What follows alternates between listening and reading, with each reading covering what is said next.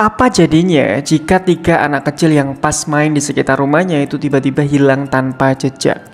Dan kejadian ini tuh tanpa ada saksi, tanpa jejak yang jelas, dan tanpa ada petunjuk di lokasi kejadian. Inilah kisah misteri hilangnya 3 anak di Langkat, Sumatera Utara. Sebuah peristiwa nyata yang sampai hari ini tuh belum terungkap dan menjadi salah satu misteri yang paling kelam di Indonesia. Halo semuanya, selamat datang di El Kasus dengan aku Bielsa. Di video kali ini kita akan membongkar tuntas kasus hilangnya 3 bocah di Langkat, Sumatera Utara. Semua data dan informasi yang aku sampaikan ini aku baca dari beberapa artikel berita yang diantaranya itu ya dari detik.com, kompas.com, dan beberapa keterangan resmi dari kepolisian. Jadi buat kalian yang mau nonton ini nggak perlu serius-serius banget, kalian bisa ngelakuin aktivitas apapun lah. Mau kalian sambil nyuci piring, mau nyapu, mau tidur untuk temen tidur dan lain-lain, terserah kalian. Kalau kalian pengen kangen sama aku silahkan subscribe aja dan tekan tombol loncengnya biar nggak ketinggalan konten-konten menarik lainnya. Gak usah basa-basi, berikut ini adalah kronologinya.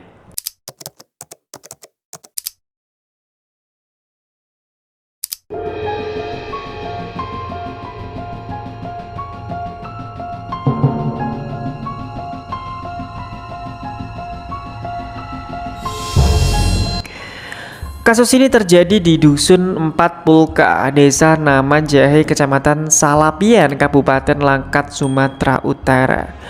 Sebuah desa kecil yang dikelilingi perkebunan kelapa sawit milik PT Langkat Nusantara Kepong atau LNK. Perkebunan ini ya luasnya itu mencapai 100 hektar lebih dengan akses jalan tanah dan area perkebunannya yang cukup lebat dan ya bisa dibilang kayak banyak banget hutan-hutan kayak kebun gitulah ya bis.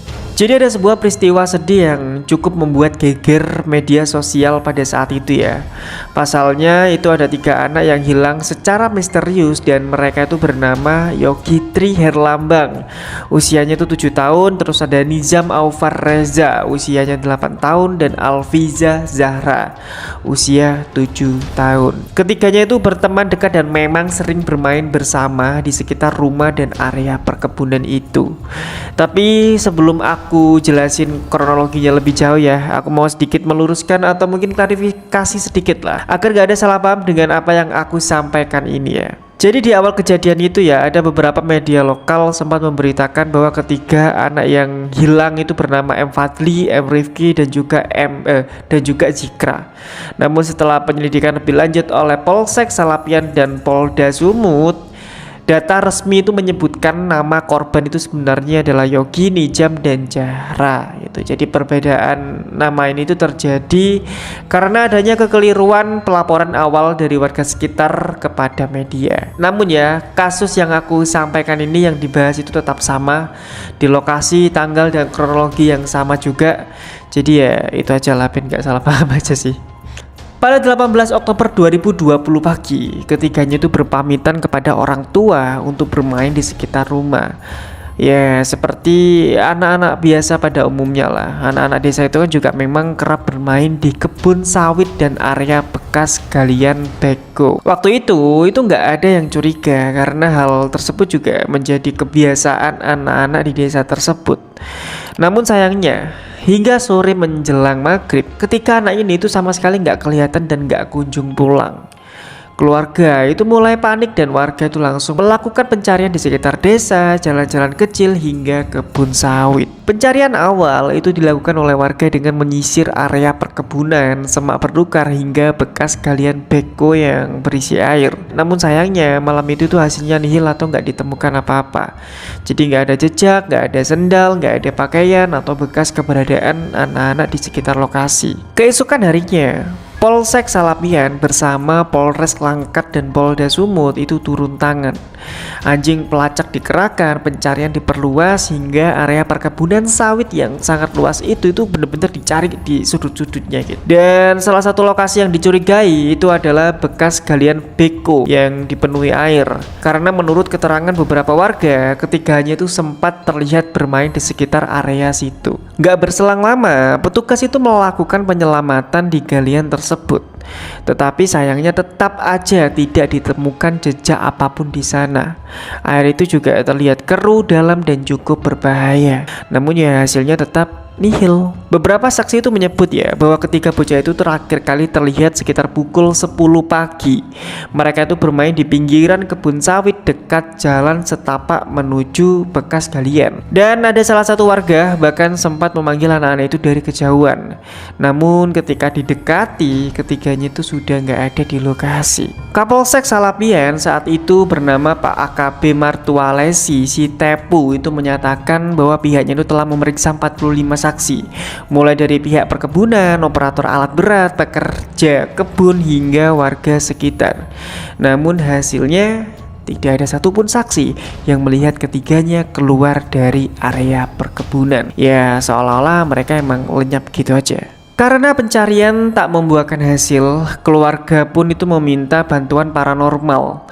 Dan paranormal yang dipanggil itu mengklaim bahwa anak-anak itu masih hidup dan disembunyikan seseorang di sebuah lokasi terpencil. Namun di sini polisi itu menyatakan tetap berpegang teguh pada fakta dan juga hasil penyelidikan. Seiring berjalannya waktu, itu mulai muncul dugaan bahwa ketiga anak ini tuh menjadi korban penculikan.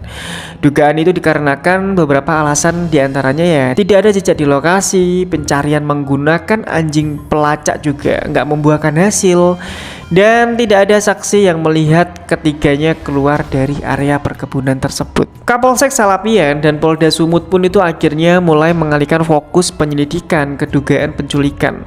Namun hingga laporan terakhir di akhir November 2020 itu belum ditemukan pelaku, motif ataupun keberadaan ketiga dari anak itu. Keluarga ketiga anak ini hingga saat ini tuh masih berharap dan berdoa agar anak-anak mereka itu ditemukan, meskipun ya waktu sudah berjalan lebih dari 4 tahun.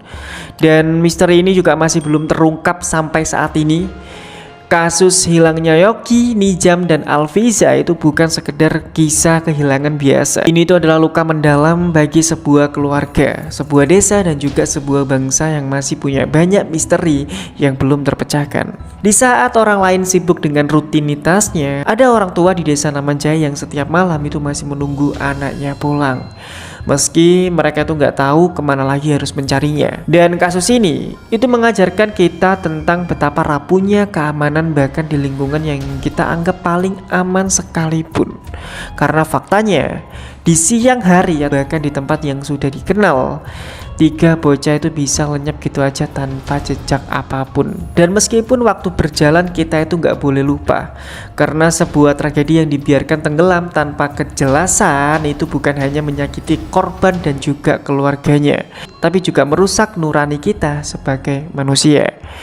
Di luar sana mungkin masih ada Yogi, Nijam, dan Zahra, entah di mana dan dalam kondisi apa. Tapi selama belum ada titik terang, kita tuh wajib terus mengingat, terus menyuarakan, dan terus berharap. Jika kamu pernah melihat, mendengar, atau mengetahui sekecil apapun informasi tentang keberadaan mereka, kalian jangan ragu untuk segera menghubungi pihak kepolisian terdekat. Karena ya bisa jadi kamu adalah harapan terakhir untuk keluarga mereka. Dan untuk kamu yang setia menyimak atau menonton hingga akhir, terima kasih sudah jadi bagian dari El Kasus. Karena di sini kita bukan sekedar mencari cerita aja, tetapi juga menyuarakan suara-suara yang selama ini nyaris tenggelam. Jadi ya jangan lupa untuk like, subscribe, dan aktifkan lonceng notifikasinya, karena masih banyak misteri lain yang perlu kita ungkap bersama.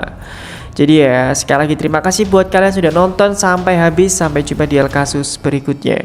Hati-hati di sekelilingmu, karena terkadang bahaya itu tidak datang dari yang jauh, tapi dari yang sudah kita anggap biasa. Terima kasih. Mungkin jika kalian punya informasi tentang misteri atau kasus-kasus kriminal lainnya, kalian bisa saja tulis saja di komentar, di kolom komentar di bawah ini. Dan sampai jumpa lagi di El Kasus berikutnya. Makasih Rek.